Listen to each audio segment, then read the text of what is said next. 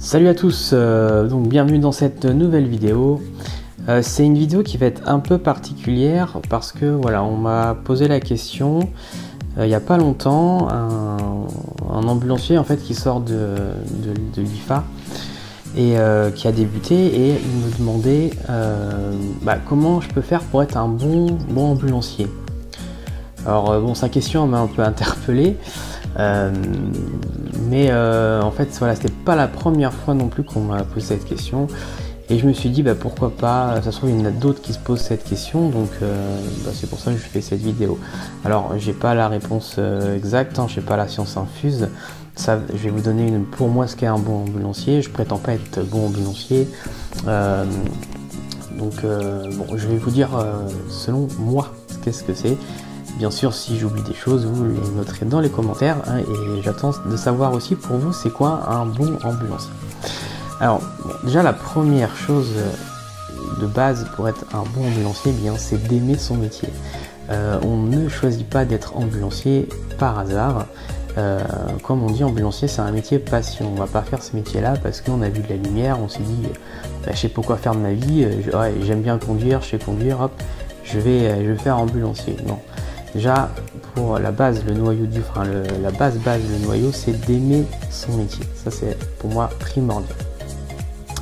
Ensuite, c'est aimer les autres. C'est aimer les autres, c'est-à-dire que chaque patient que vous allez prendre en soin, il ne faut pas le voir comme un colis. Il faut le voir comme un patient qui a besoin de soins.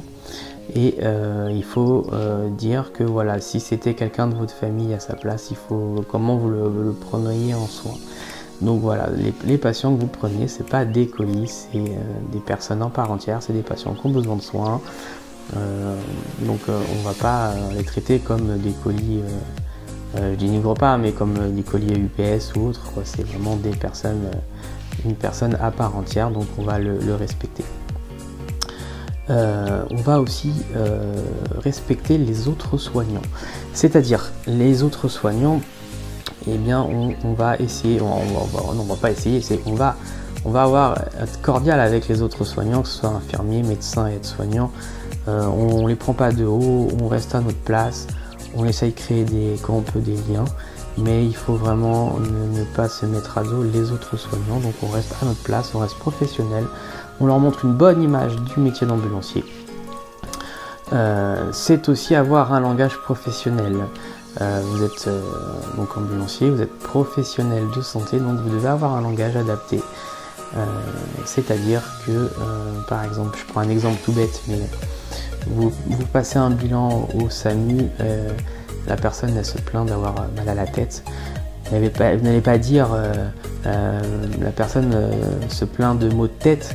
Vous allez plutôt adapter un langage professionnel tel que la personne se plaint de céphalée. Voilà, c'est des termes médicaux, mais qu'il faut vraiment adapter et qu'il faut vraiment connaître. Voilà, vous êtes des professionnels de santé.